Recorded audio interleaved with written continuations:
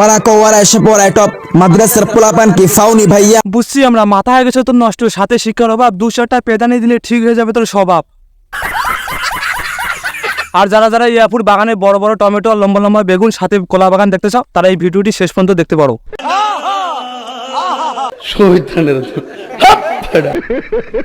তো চলো বেশি কেটাইং নামে তোমাদের সিকিট গুতা ভালোবাসা দিয়ে শুরু করলাম আজকের ভিডিও।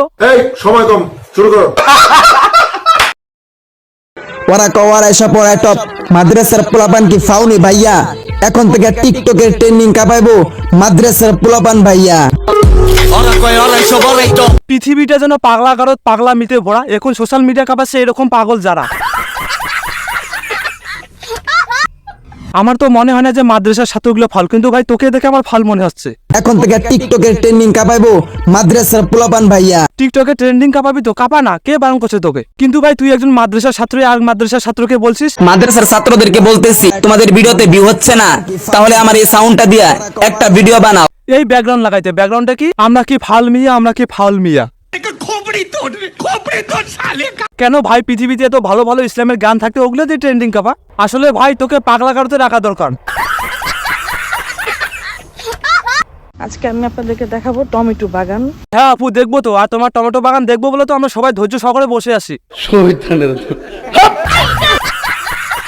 যে দেখেন টমেটো বাগান দেখছেন, এগুলো সবই টমেটো বাগান।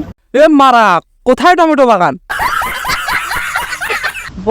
বড় বড় গোল গোল টমেটো আমি আপনাদেরকে আজকে দেখাবো। হ্যাঁ আপু, আমরা সবাই তোমার বাগানের লাল লাল বড় বড় টমেটো দেখতে পেয়েছি। আমাদের আর তোমার টমেটো বাগান দেখার ইচ্ছা নেই, অন্য কিছু থাকলে দেখাও। বাইঙ্গন, সেই বাইঙ্গন তুলতে কোন বেগুন দেখাবে? জাম মারা, এটা আমি দেখবো না, বেগুনে আমার অ্যালার্জি আছে, অন্য কিছু থাকলে দেখাও।